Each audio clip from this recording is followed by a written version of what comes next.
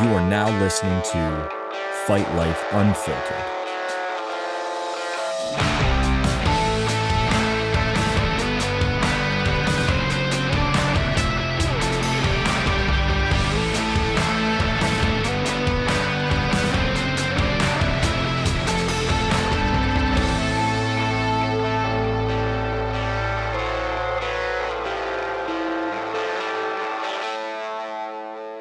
I was trying to get fresh beforehand. That's Got why the new tee on. Sick. dude, This is the first time I've seen it. it's been kind of awkward. Like I got here and you were asking me about the shirt and I kind of got quiet because I wanted to save it for when we were actually on. So I was like, don't say anything about the shirt. Bold statement.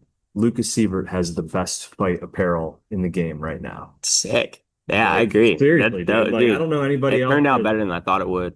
I wanted like a high quality shirt that people would like wear outside and people would start to see my logo in Pittsburgh and be like, hmm what's that? People would ask about me without my name being on it. And obviously I went with my buddy's company, Underdog, Ryan Tuttle, and I was like, dude, I just want he was like asking me, I just want my logo right in the front. And he came up with a washed ID idea and it worked out perfect. I Yeah, mean, I love it. I love their clothes. This is like People it, gonna be it wearing it to the club. Yeah, it's not like a typical It shirt, looks right? sick. Yeah, no, Yeah. absolutely. I'm excited. I haven't seen it at all in person. I'm going tomorrow.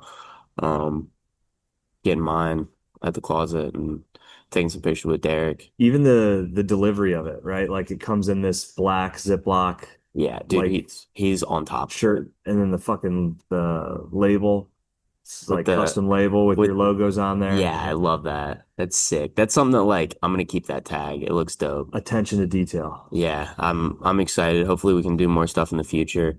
I hope so. Yeah, hoodies with that like washed will be sick in the fall. Might do some trucker hats. We'll figure it out. Very cool. Good stuff, man. Yeah, Lots happened since the last time we sat down and had one of these. dude. Yeah, seems like it. Think you've been Florida, Was Cliff. this before Florida or Yeah, we did like a quick live from a in Florida? yeah while you were on your Oh, on your okay. deck. Yeah. So, dude, I meant to call you last week, but we'll get there. But, yeah, so went to Florida, trained at Kill Cliff. That was a great experience. Yeah. Got to train with some of the best people, around, especially at my weight class, Mitch McKee, Alex Pregande, who fights at PFL, and, Darian Caldwell, who was like my childhood favorite wrestler. hmm So it was really cool experience to really cool experience to train with Darian and talk to him and learn from him. He was giving me a lot of stuff outside of just like the X's and O's of fighting. He was like giving me some life lessons and career lessons and stuff. Yeah. And that meant a lot, especially coming from somebody that I've looked up to for a very long time. That's awesome. I know you had mentioned wanting to link up with him Yeah. and everything. I'm glad. I saw you posted a photo of the two of you, so I was like, all right, let's Oh yeah, I hung out with him for like went and got food for like that's an hour and a awesome. half. Yeah. He like went out of his way to come That's train. Awesome dude. Super good dude. Was there anything that you feel like being in a different environment exposed in you that maybe doesn't get exposed, or given we've got a wide variety of training partners at Stout, Yeah, yeah. but you see the same group of people. So then getting in a room with a bunch of, I know there's a lot of cross training that goes on here, so maybe it's not relevant, but I'd be curious if that level of additional skill packed into one room made you realize maybe something that you didn't realize about your game before that you want to work on. I think there's a couple things that come with it, right? I think I think sparring with people you don't know is important, right? Because you don't know what the pace is gonna. It's like a fight. Yeah. I don't know what you're gonna do. I don't know what the pace is gonna be like. It's like that. You get a little bit of that oh shit response, and then also you get the nervousness added from I'm at Kill Cliff. Robbie Lawler's fucking right next to me. People are watching me. I feel judged. It's like a fight. It's one of the closest like replications you can get to a fight is Mhm. going and sparring at a different gym and training at a different gym. I think one thing I learned is like I'm on the right track. I'm doing the right things. I'm not far off. from some of these best guys in the world, um, and I'm at the right place, right? I know Stout is the right place for me. I think going to Kill Cliff and training every once in a while is going to be important. Maybe going back out to Arizona, we'll see. But I'm definitely at the right place. I'm learning as I'm getting better, and I'm going to continue to do it. Just Hmm. continue to do what I've been doing. That's something that me and Darian talked about a little bit. It's just like, I'm doing the right stuff. Just Yeah, continue to do it. that's awesome. And then you carry that directly down to Atlantic City. Yeah, dude. So I get off the plane, and then I got um like 5 days until I got to head out to AC. Not even like four. Yeah. Got to cut weight because I'm making 140. It was a little bit of a cut, and it wasn't ideal circumstances. I had like a sinus infection the week before, and then go to AC, uh, cutting weight. We drive there. It's completely miserable. It's pouring rain. I'm Hmm. cutting weight in the steam room. Old head just pours water on the steam room. I got my phone in there. Phone breaks. Water gets in it. Right? I got like an hour left. I'm like point 0.3 over. I'm like, all right, I'm not leaving until I make weight. And then, yeah, I have no communication with anybody. I pull up the weigh-ins, make weight.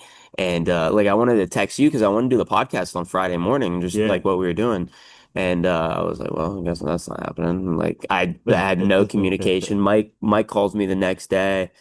I'm at Verizon and it comes through when I get this new phone. He calls me and he's like, dude, what happened? I was like, yeah, my phone broke. He's like, I figured there's like a group chat. You never answered it. And he's like, I looked at your Instagram, said you haven't been active in like 14 hours. Yeah. I was like, yeah. And I was like, honestly, it was kind of sick. Not having the distraction. Yeah, dude. Sean O'Malley's been talking about it. Yep. When I make it to the UFC, somebody else is running my shit.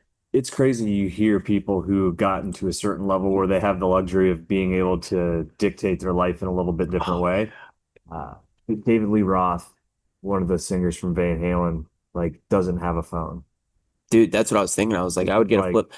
It was a very shitty timing because I was like, I gotta promote this grappling mat. Like, I gotta yeah. fucking promote this. And I was like, I'm gonna sub this kid and like get a collab on my Instagram, not even be able to accept it. Hmm. And I tried to get it on my Instagram and it All your wouldn't. passwords and I was everything are like, just I don't saved. fucking know, yeah. And yeah, it was rough, but we got through it. Go out and we get to the event. Yeah, it was sick. Dude, that was a great card. Yeah, I didn't get to see much of it. Really? No. I mean, I was back. I was under. So the way it was set up, stage is there. It's at the Hard Rock, right Mhm. on the boardwalk, which is dope. Not a lot of great things to say about Atlantic City, but where it was cool. Um, it's in the Hard Rock stage platform. Got there a little bit early. It was set up like a fight. Like they were like, "Hey, arrival time 5:30, you guys we're gonna start here at this time, blah blah blah blah blah." Right? Mhm. So I get there, my locker room's sick, right? We got some, I don't really know a lot of grapplers, right? But the people that were with me, Selena, Mike, and Andy were like, dude, you got blah blah blah. Like I was like, yeah, yeah, yeah. I was like, I know Pat Downey, that's about it. Um, so everybody's just going one by one, and me and Pat Downey are kicking it. Basically, like me and Pat Downey and Mike were all like we were the last couple Yeah. left, and I'm warming up. I'm just like really excited. I'm hitting these heel hooks that we've been training, getting in these 50-50 positions, which I spent a lot of time on. I spent like an entire month with Warren just Yeah, dedicated. seems like it's been a huge focus for everybody. Yeah, Warren's like on a kick, man, dude, which has been I cool because love it. it's forced me to become more comfortable with things that I typically stay away from. I think it's important. I think it's important even for MMA fighters. Corey Sandhagen want to fight, just literally knowing the position, Yeah. right? And I've been able to really get what I think is like pretty decent at especially 50-50 and a lot of the leg lock positions, understanding the transitions and finishing mechanics. Is I always used to focus just on defense, Mhm. right? So we're like, all right, you're gonna get to his leg, you're gonna pull him in, you're gonna drop underneath, you're gonna go outside Ashi, try to get outside heel hook and then fish to 50-50. And like that's the game plan. Right. I was like, easy, I got this money. All right. We walk out there. It's cool setup. It's like a fight.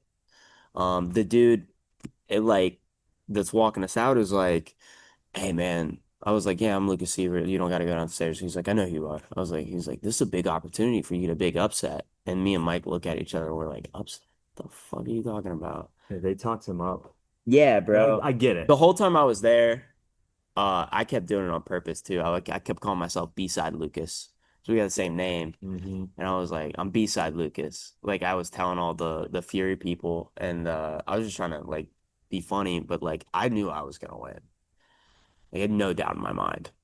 Um, so I just felt like I had a secret Yeah, that right. like I even feel like if it was Vegas odds, I'd be the favorite. Like with That's one of those call your friends and let them know like, hey, there's a fight on a UFC card yeah, bet and the house. put a lot of money on that. So we walk out. It's really dope. Mike's like, Mike said something when we were up there. He's like, you get paid to do this shit.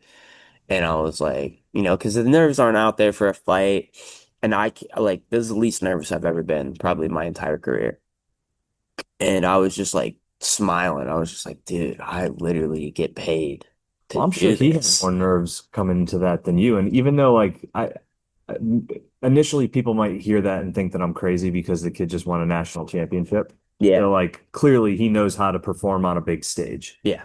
But you can go into a big stage with a lot of confidence when you've wrestled your whole life and like having a confidence in you because you truly know you've done it for 10,000 plus hours takes a little bit of that anxiety away. Where I think it's a different type of anxiety is when you actually understand competition and you know how you are in wrestling. And then you know that, like, okay, I'm a big shot wrestler, but I don't really know jujitsu. And this kid just came out and placed at the Worlds. And he also understands wrestling. Like, Yeah. that's I a mean, matchup wise, vulnerable spot to matchup feel. wise, probably like the worst type of match because I was like, I'll wrestle with you, and I think I could have took him down. Um, I mean, I got to his leg and I pulled myself underneath him. He obviously the match starts right. We go out, we slap him. Ref goes as soon as we hit hands, no heel hooks in this match. And I was like, yo, that's crazy because that was not in the contract and we asked about it, right? And I was like, damn, okay. So match starts, we're hand fighting. Um, Lucas Byrd goes for like we're wrestling, right? He gets to my back position standing and I kind of bailed. And I was like, all right, I'm gonna look for a switch because this kid's like a Greco world guy. I was like, I'm not getting tossed on my dome in front of everybody, all right? So I go for a switch and I'm trying to play guard, wrestle up, get to a single leg position and pull myself underneath, right? And it was the game plan. I was going to pull myself underneath, attack outside, try to jump 50-50. And Mike's trying to walk me through this heel hook. But because he doesn't know Mike's that the trying to ref walk. just Yeah, told he him. doesn't know the ref told me. And I'm underneath there Dude, that's I'm disastrous. underneath. Yeah, I know. For the first 30 seconds, I'm like, am I allowed to reap? Am I allowed to throw my left leg over or is that illegal? Because an IBJJF blue belt, that would be illegal. So I'm sitting there, I'm like, so I just shoulder crunch him. I'm like, all right, I'll figure something else out. We go out of bounds and tell him like there's no heel hooks.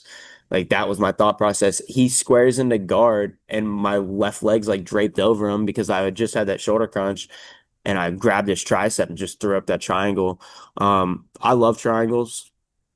Funny thing is, Mike thought I was like super shitty at triangles because he's built like a goddamn pit bull with his big neck. And but he did help me. He was like, you need to get the shoulder out.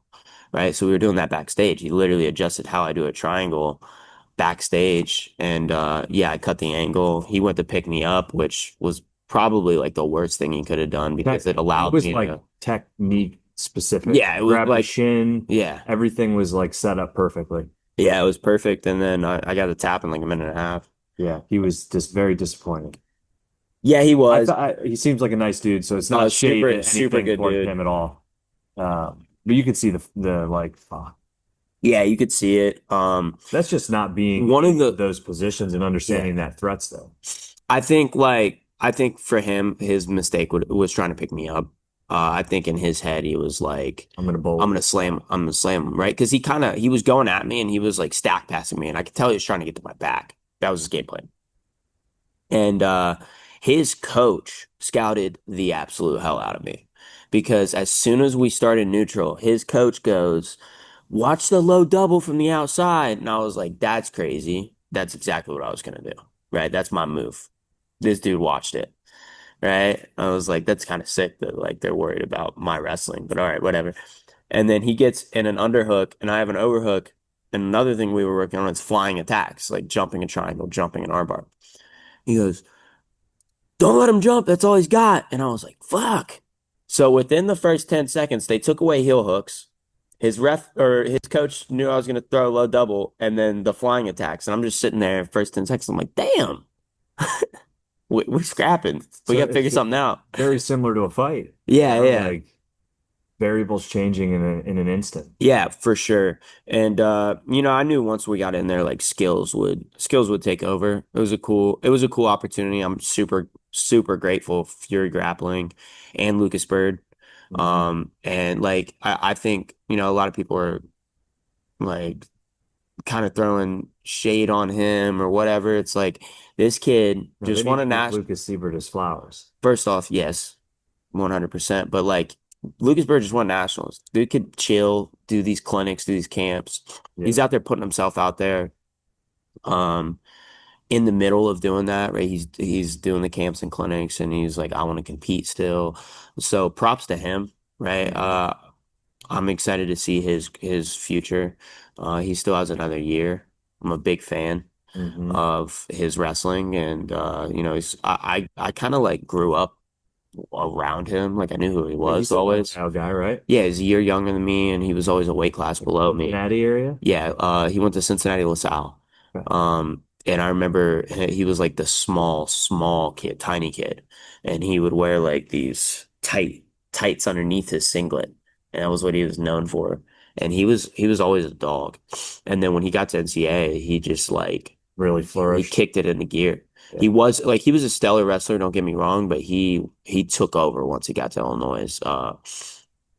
So I've been a big fan of him. I met him and trained with him during COVID at Matt Brown's gym, and we followed each other ever since. And the grappling match happened by them offering me and a couple other names, and I hit up Byrd and I was like, "Yo, you know me. Like, if you're gonna give this opportunity to anybody, give it to me." That's awesome. Yeah, and so he probably could have found like an easier match, Yeah. but he, Well, it says a lot he about him. challenged himself, and Yeah, that's what happens when you challenge yourself. You put yourself out absolutely. there. Yeah. It my brother asked me about it and I was like, it kind of in a weird way resembles the RDR Bo Nickel matchup. Yeah. I was like, you're sleeping on the actual capabilities that somebody has right now, and you're getting caught up in the shiny lights of what just maybe happened, and this is a different sport. Yeah, and I tweeted something. It was like something along the lines of I had to watch all these guys live my dreams and now I get to take Yes. theirs, right? And There's got to be something satisfying I with that. fucking love that because I did like I wasn't a great wrestler. I didn't get to accomplish the goals I wanted in wrestling, and I do feel like near the end of my wrestling career, I was starting to get it. I was Mhm. starting to get how to compete. I was starting to understand all this stuff, but I didn't get to do it. I didn't get to prove it. I didn't get to prove how good I was. I didn't get to, compete on the highest levels on the biggest stages. And I do think I am naturally a better fighter. I always thought that. I always thought when I got off a wrestling match, I would think, man, if we fought, I'd beat your ass. All these wrestlers that accomplish all their goals in wrestling don't have the same hunger as I do, or a lot of people that didn't accomplish their goals, the Most of them are walk-ons. done doing anything. Yeah, well, I mean, and there's something to be said about, the championship mentality, right? When people win the belt in the UFC, they don't have the hunger. I didn't accomplish anything I wanted to accomplish. I didn't accomplish anything in high school. I was a D1 wrestler, placed at Big 12. Like I didn't accomplish anything that I wanted. So I'm still striving for all those things. And these guys, like, yes, they competed at a high level. They won things. Hmm. But to think that you're gonna come into my sport, and that's my second sport. It's like these MMA guys, I want all the stellar wrestlers. Give me all the smoke. I want all of them. I want the in my weight classes, the Bo Nickels, I want them all because I think I present a problem that don't they won't be Hmm. able to solve. They're gonna have trouble taking me down. I'm a better striker. I'm a better grappler. So that's how I feel about it. Uh, as far as, the American wrestlers in the Dagestani wrestlers, all of them. I want the best grapplers because it's my turn to prove that like it's my time. Hmm. Yeah, that's how I feel. That's what that tweet meant is just like, it's my time. It's my sport. I'm hitting my maturity physically, mentally. I was a late bloomer, I feel like in sports, and now I'm starting to get it. Yeah.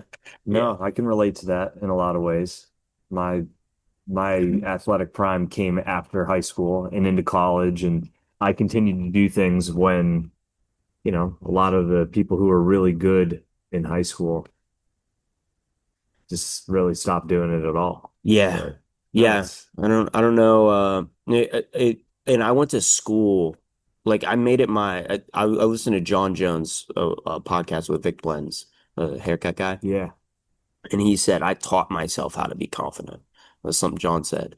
I did that. I Hmm. literally taught myself confidence from the ground up. I was a kid that didn't win matches. Anytime anything big happened, I would shit the bed. I would lose, or I just didn't believe when I was D1 that I was good enough to be an All-American. Uh, and I went to school and I studied sports psychology. I wrestled at a Division I school. That was like my prereq in fighting. Like that was like people say you don't use your degree. I absolutely use my degree. Yeah, no, It you is, use it in a functional yes. manner, not just a Yeah. fake manner. It actually plays a significant role in your It, safety, your health, your yeah. success. What I learned is like I learned how to be confident. I made myself a confident person. And one thing I want, like, as far as if you're like, what do you want to accomplish in the sport? I want to show people that who you were isn't who you Oh can yeah, be, man. That's right? In terms of because a lot of people are like, oh, he's born with it, right? I wasn't born with it. I earned it. I studied how to be confident. I watched podcasts. I listened to things. I went to I think school. we're all born with the raw materials to do it. Some And people, it's up well, to it's up to you to yeah. go and hone that. You got to go and dig that up. You've got to find it. You've got to nurture it. You've got to challenge it. And And some people are born confident, yeah, right? Some people come out of the womb and they just like are born confident. I was not one of those people, yeah, right? And I think confidence is the biggest skill. And I think it's a skill. I think you have to yeah. develop it. Some people are born with it. Some people are born with regular skills. Some people are just strong. It's a skill that you have to earn, and it's a skill that I think I have over a lot of people. Man, it's the driving force to why I make all the decisions as a parent that I make. Yeah, Like seeing somebody build confidence because I'm similar to you like that. Like I was the firstborn, but I was small. yeah, I didn't have an older brother that guided me. That's like one thing that really, I wanted to make sure I always did for my three little brothers was like give them that like room, that space around them to not have that be obstructed by their own disbelief or self-doubt. yeah, for sure. I think being a leader is is confidence. I was having a mindset call yesterday actually, and he was like, "Tell me somebody who's confident, right?" And I thought I'd hear like Conor McGregor, Jordan, people like that. He said LeBron, and I was like, "Okay, why?" And then he was talking about it, and I was like, because he's a leader, right? To be a leader, you have to be a confident person. People are looking up to you. And the idea of you can fake it till you make it is real. Mm. You can act confidently, Oh especially when yeah, you're in that leadership position. I have to look strong. I have to look tough. Right. I'm sure there's times when Mike is walking me out to fight and he's like, ah, fuck. go And find me a yeah, leader who didn't already know that they were a leader before they. A lot of people want the validation first before they then believe in themselves. yeah. And you can't do that. Look at anybody that's done something great. 9 out of 10 times they thought they were great beforehand. They didn't care what other people thought. They just believed in what they believed in. And that self-belief manifested itself. Yep. And I always bring up the quote that's tattooed on my arm, which is it's a Muhammad Ali quote. It's a repetition of affirmations that leads to self-belief. Once that belief becomes a deep conviction, things begin to happen. So it's telling yourself constantly, right? And believing in it, believing in it, believing in it.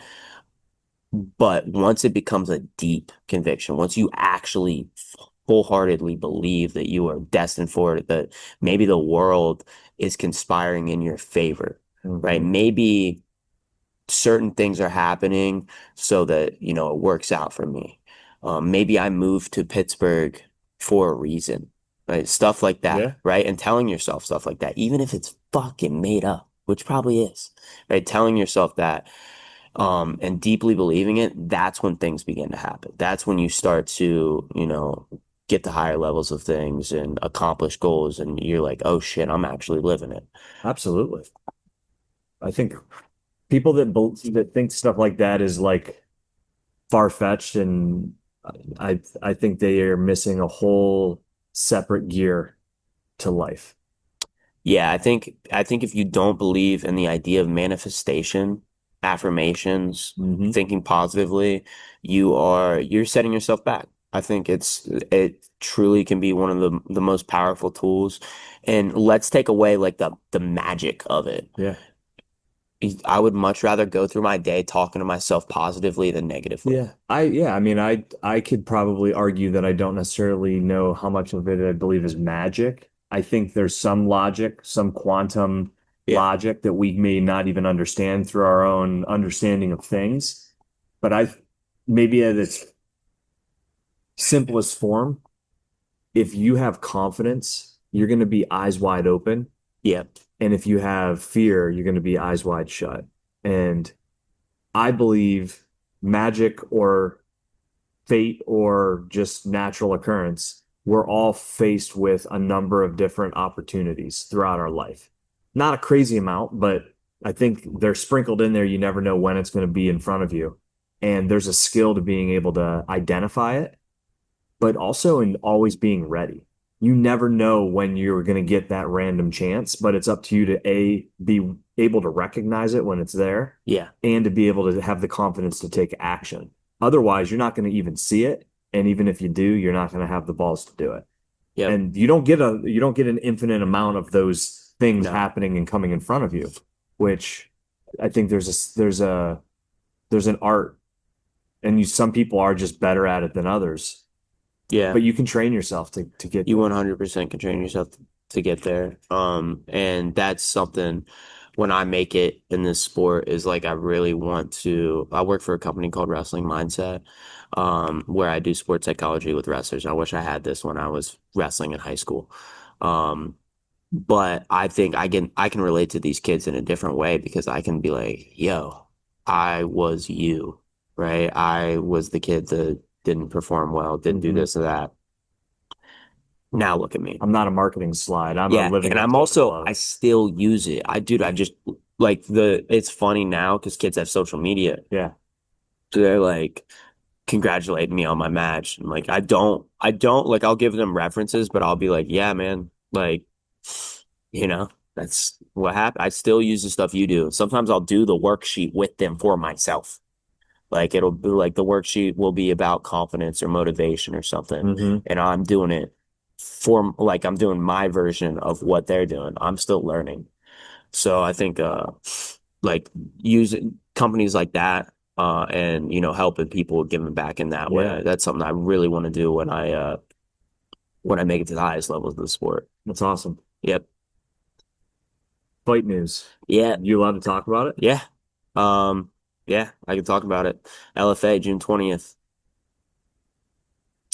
We've known for a while, um, but we were waiting for LFA to announce it. And I got the A-OK from my manager, start selling tickets. Obviously, it's 3 weeks out. Yep. People would be like, is that short notice? No, I've known for a while. I've had this date in mind for a while, and when they hit me up about the Lucas Byrd match, I was like, yeah, why not? Right? Why not? It's grappling match 3 weeks after my fight. I don't care. Like I'll do it. Right? Fortune favors the bold. You know what I mean? Like what you were just saying. Dude, think about what that just did now to the stock of the fight. Yeah, exactly. Um, I'm going to be on UFC Fight Pass more than anybody in the world probably that month, right? From May 23rd or whatever the match was to June 20th, and be on it twice competing. So people are going to know who I am. People are going to be like, I just watched this kid. Hmm. So that's a cool opportunity in itself. And the opportunity of the fight, I was talking to my manager. Dude's 4-0. I'm 4-0. It makes sense. I win this fight, stocks up big time, right? It's a calculated risk. We don't have much information on the guy. He hasn't fought in a while, but he's good. He's a Brazilian guy, seems to be a striker.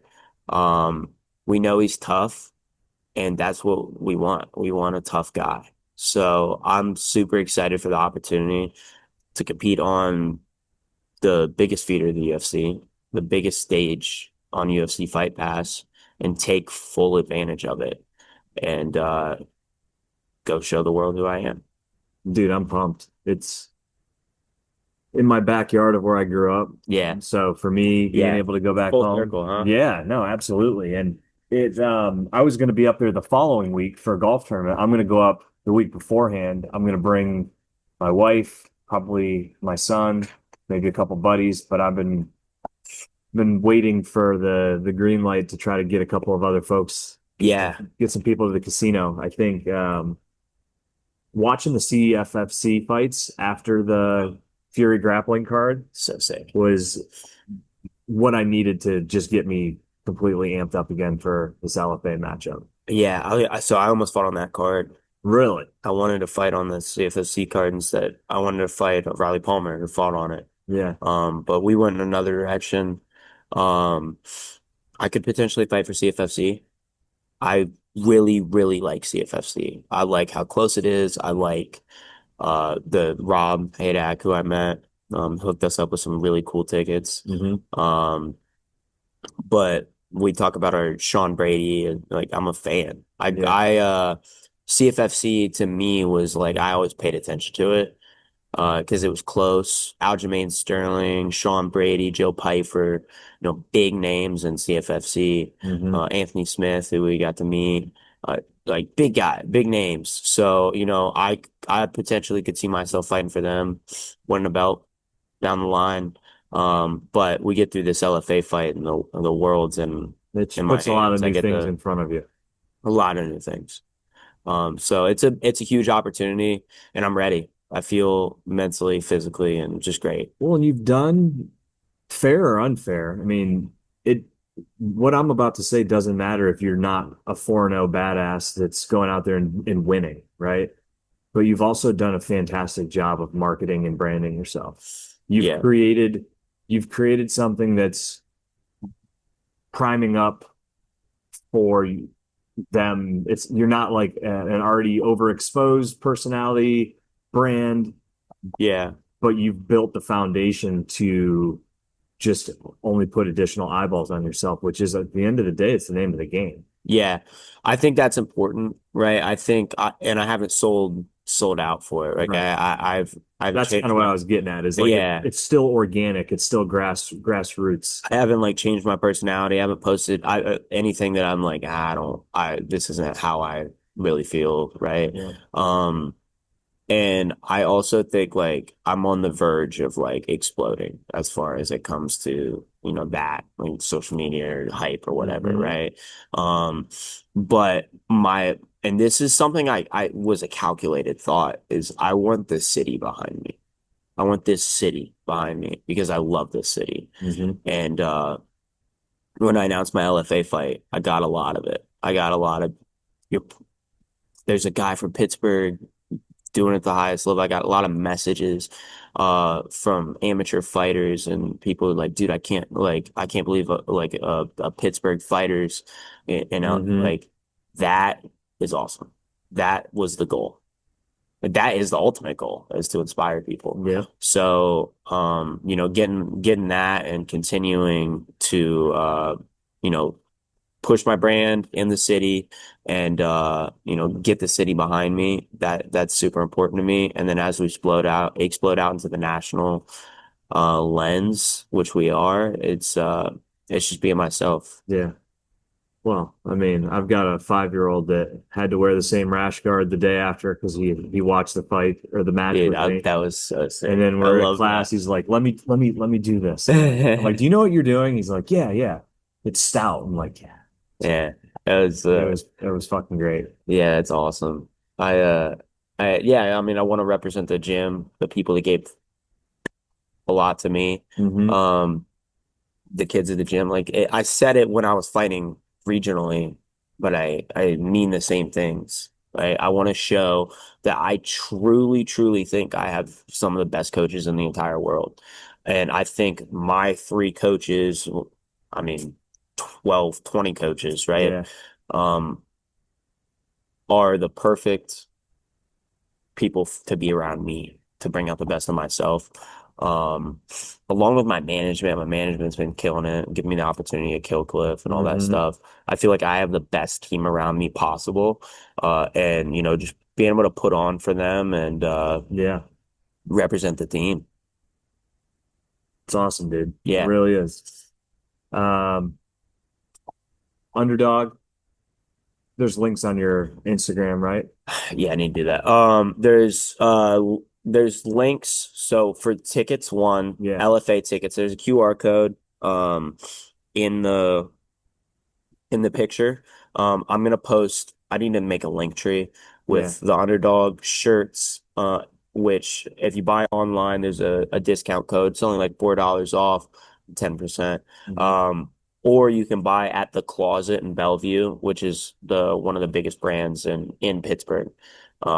Which is super cool. Just think about having Christian on. Um, Yes. and yeah, he's the man. He's like Hmm. 24 and has a super successful business. But yeah, you can get them in person there. You can buy online. I'll put the link in my bio. LFA tickets, use the link that's going to be in my bio or the QR code. And yeah, man, we got a lot of cool stuff going on. Got a fight in exactly 3 weeks from now, and it's a super, super cool opportunity, and I cannot wait. Representing. Hell yeah. Love it, man.